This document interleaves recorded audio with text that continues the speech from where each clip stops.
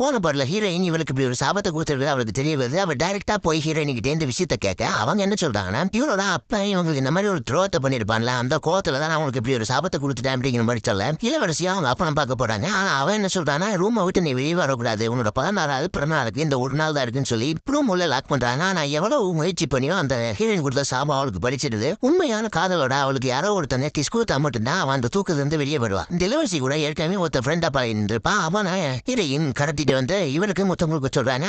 அப்போ no use அவ அந்த டீப் ஸ்லீப்ல இருந்து வெளியே வரல. என்ன பண்றதுன்னு தெரியாம வருத்தத்தோட ஹீரோயின் அவளுக்கு நெத்தியில ஒரு முத்தம் கொடுக்குறாங்க. உடனே அவ கண் முழிச்சிடறான். அப்பனா ஹீரோயினோட காதல் தான் ஆத்மார்த்தமான உண்மையான அன்பு இளவரசி மேல அவங்க வச்சிருக்காங்க. அவங்க வந்து வேலை முடிஞ்சிருச்சு, இதுக்கு மேல இந்த அரண்மனையில் இருக்க கூடாதுன்னு சொல்லி வெளியே போக ட்ரை பண்ணும்போது கரெக்டா இளவரசியோட அப்ப ஹீரோயின் முன்னாள் காதலா இருக்கான் பாத்தீங்களா, ஒரு வலைய போட்டு அவங்கள பிடிச்சிடறான். இவங்களோட மேஜிக்கல் பவரை யூஸ் பண்ணி பறந்துட்டு இருக்க ஒரு பறவையை டிராகனா மாத்துறாங்க. அப்படி இருந்தும் கூட இங்க இருக்கிறவங்களே ஏத்தி இவங்கனால சண்டை போட முடியல. எப்படி ஹீரோயினை காப்பாற்றணும்னு சொல்லி இளவரசி யோசிச்சுட்டு இருக்கும்போது அவளோட அப்பங்கான ஹீரோயினோட அந்த 2 ரெக்கைகளையும் வெட்டி ஒரு பாக்ஸ்குள்ள போட்டு வச்சிருப்போம் பாத்தீங்களா, அதுக்கு இன்னும் உயிர் இருக்கிறதா இந்த இளவரசி நோட் பண்றாங்க. அந்த பாக்ஸ் அப்படியே கீழே தள்ளி விட்டதுமே அந்த 2 ரெக்கைகளும் பறந்து போய் ஹீரோயினோட உடம்புல ஒட்டிக்குது. அவங்க எல்லாம் முழு சக்தியும் கிடைச்சிடுது. ஹீரோயினை எடுத்து சண்டை போட்டுட்டு இருக்க அவனோட முன்னாள் காதலனை ரொம்ப உயரமான இடத்துக்கு இவங்க கொண்டு போய் அங்கிருந்து அப்படியே கீழே தள்ளி விட்டுறாங்க. அவ அங்கேயே விழுந்து செத்து போறான். கடைசியா இளவரசிய இந்த நாட்டுக்கு மட்டும் இல்ல இந்த காட்டுக்கும் இதா ராணின்னு சொல்லி ஒரு மகடத்தை இவங்க சுட்டுறாங்க. இதோட மெலிஃபிசன்ட் படத்தோட பார்ட் 1 முடிஞ்சது.